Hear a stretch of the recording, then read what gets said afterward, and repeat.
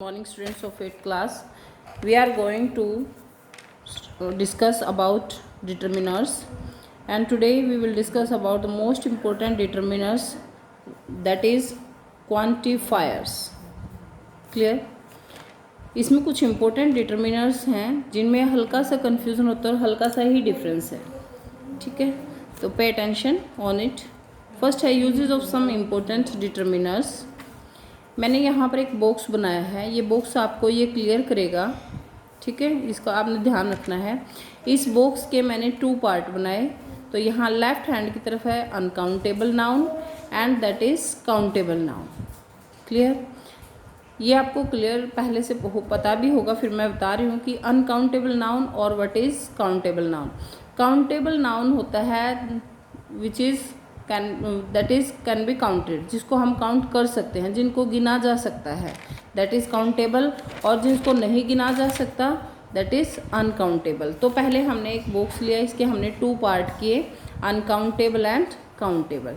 Next thing के जो countable होते हैं वो सिंगुलर प्लूरल उसी के बनते हैं. क्लियर? ध्यान से सुनो कि मैंने ये बॉक्स बनाया, इसके पहले मैंने 2 पार्ट बनाए.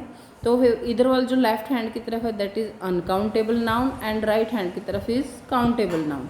तो ये काउंटेबल नाउन जो है, काउंटेबल नाउन में ही सिंगुलर प्लूरल होते हैं, अनकाउंटेबल नाउन में सिंगुलर प्लूरल नहीं होते.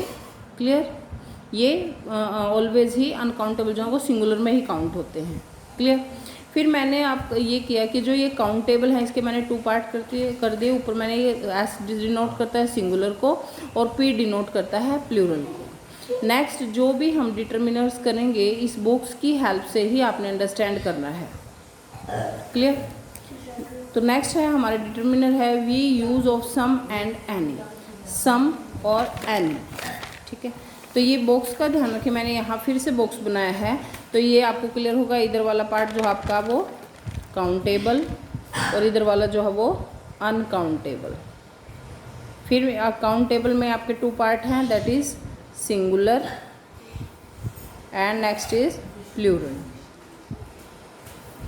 ये जो बॉक्स है ये आपको ये डिनोट करेगा कि हमें ये डिटर्मिनर सिंगुलर काउंटेबल के साथ करना है, प्लूरल काउंटेबल के साथ करना है या अनकाउंटेबल के साथ करना है. तो सम और एनी को हम अनकाउंटेबल के साथ भी यूज़ करते हैं, सिंगुलर काउंटेबल के साथ भी यूज़ करते हैं और प्लूरल काउंटेबल के साथ भी यूज़ करते हैं. Let's see, first of all हम करेंगे use of some. Number 1 with affirmative verbs. Affirmative verbs या असर्टिव जो वर्ब्स होते हैं उनके साथ में हम सम का यूज़ करते हैं, जिसमें पॉजिटिव होता है. जैसे I have bought some books. I have bought some books. तो यहाँ पर हमने सम का यूज़ किया अफर्मेटिव वर्ब्स में. सेकंड है इसमें in question where answer yes is expected. In question ऐसे क्वेश्चन में जहाँ पर हमें आंसर यस में मिलने की एक्सपेक्टेशन होती है, पहले से उम्मीद होती है. लाइक जैसे did some of you slip on the floor. क्या आप में से कुछ जो है फर्श पर सोए. तो ये बात हमें पहले से ही पता है, तो हमें ये पहले से ही उम्मीद होती है कि हमें आंसर यस में ही मिलेगा.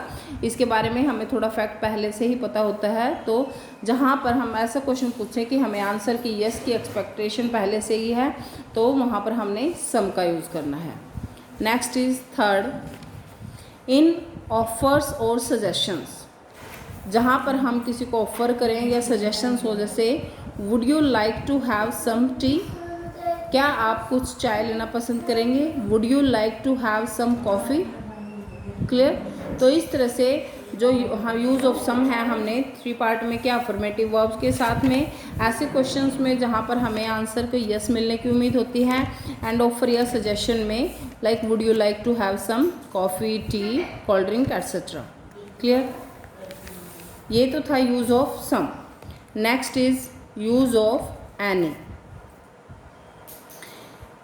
सम और एनी जो सम के हमारे यूजेस थे, इसके अपोजिट आपको मिलेंगे यूज़ ऑफ एनी. पहला हमने सम का किया कि सम हमें यूज़ करना है अफर्मेटिव वर्ब्स के साथ में, तो any is used with negative verb के साथ में. एनी का हम यूज़ करेंगे नेगेटिव वर्ब्स के साथ में.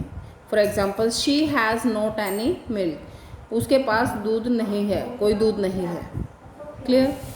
Next is number 2, when used hardly, जहाँ पर hardly, scarcely, barely, it shows negative meaning.